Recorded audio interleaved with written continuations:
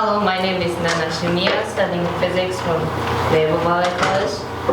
This summer I worked on designing, making, testing sample holder for electromagnetic resonance with my mentor, Jessica Clayton, at Dr. Mark Sherman's at UCSB Physics Department. First, what is EPR is? EPR is a tool to study a material with unpaired electron. It's widely used not only in physics, but also biology, chemistry, and material science. The example used for EPR is studying the structure of membrane protein, studying magnetic property of conduction electrons. So this is the EPR we use in Mark Sherman's group. And inside this cylinder, there's a thinner cylinder, and inside here, this looks like this one. So how does EPR work? Generally, frequency of electromagnetic wave frequency corresponds to a certain external magnetic field in terms of energy. EPR shines a fixed frequency in an electromagnetic wave and while sweeping magnetic field and read its emitted EM wave, which gives a lot of information about the material. Let me explain in more detail with a little bit of physics background. Generally, when a material has unpaired electron, those electrons spin oriented in random direction. At the point when an external magnetic field corresponds to the frequency of light, those spin oriented in either parallel or anti-parallel direction. And at that point, energy level difference of the electron match exactly to the energy of the light. And that's called the electron citation. And EPR can read that point as an absorption peak, and by reading it, we can get a lot of information about local environment and behavior of those electrons. But there are some problems in EPR. You don't always get a good signal. There are some spirits effect caused by reflected light passing through the sample. When you irradiate light from here, you detect the light coming back. However, this light going through the sample liquid and reflected in the bottom has some effect on it. One is phase difference. By the light passing through the sample liquid, there is some phase difference occur, and it's changed some result in the light. And the other one is refractive broadening. It's caused a lot of change in refraction property for sample liquid with high concentration, high volume sample. So what can we do that? Since this reflected light causes a lot of difference, we can simply remove it. And this summer, I worked on changing this sample holder geometry to get rid of this reflected light and to get only this emitted light which we want. So in this summer, my goal is designing, making, and testing this sample holder geometry to minimize these effects. So how did I do that? I first designed the sample holder. In this summer, I learned how to use SolidWorks, which is a 3D designing software. And once I'm done with this designing, I brought it to the physics machine shop and used a Teflon rod and lathe to make sample holder. This is the sample holder, and this is very tiny. And once I'm done with that, I took them and took measurement with EPR and compared those data.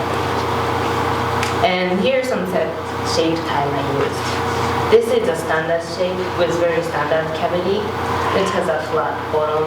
And this flat bottom causes perpendicular reflected light and causes some effect on the EPR result. So here are 3 new sample holders I made. As you notice, I basically focus on changing the bottom shape. And this bottom shape are meant to avoid perpendicular reflected light and expecting them to simply run away. However, unfortunately, there are some, until recently, EPR had been broken for about 2 weeks and I was unable to complete cone-up shape. So in this presentation, I'm going to introduce those 3 sample products results. But before looking at data, let me explain how to read the signal. What makes it a good signal? First is high amplitude, low noise. Receiving more signal but with little noise makes it better signal. And second, no distorted line shape, which means signal just reflects the theoretical expected graph. This is a theoretical graph of the sample I used this summer, coding normality for amino tempo. At low power light, this looks like this, and at high power light, it looks like this. The importance of signal and PPL is the number of peak, the height of peak, and the point of peak. At low power point, there is large two peaks, and then large negative peak and small negative peak in the low.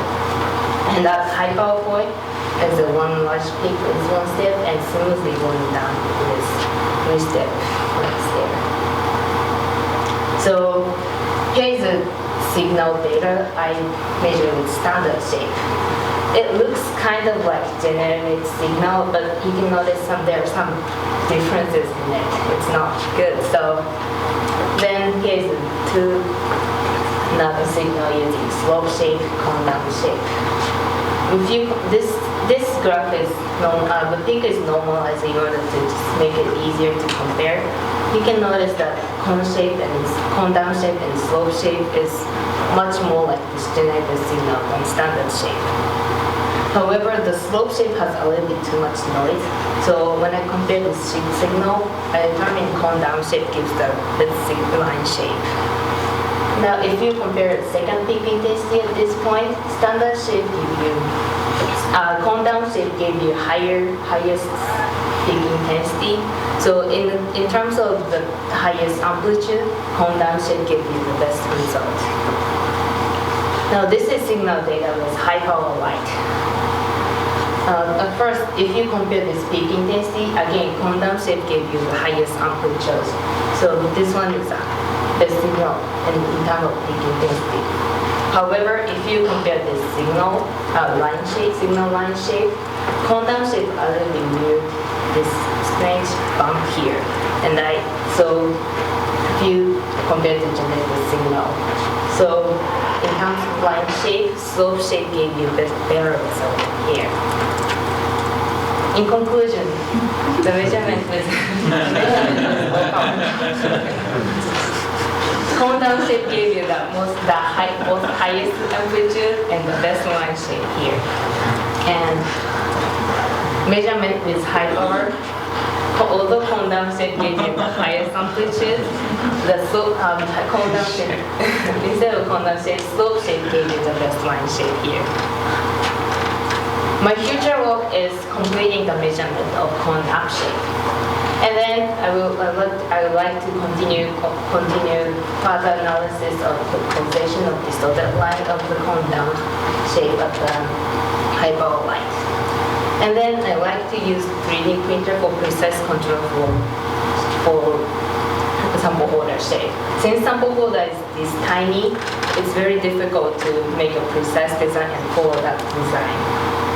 So it suggests like this cone degree and this slope degree, but 3D printer makes it possible. So thank you so much.